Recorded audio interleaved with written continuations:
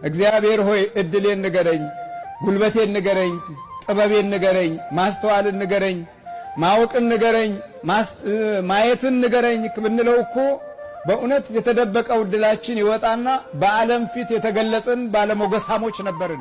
ምንድነው የምትለው አለ።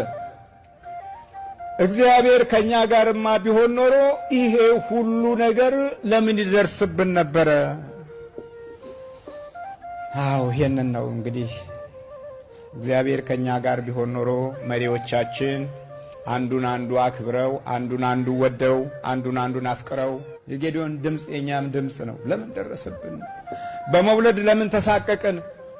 ልጆቻችን ለምን ያመሩብናል?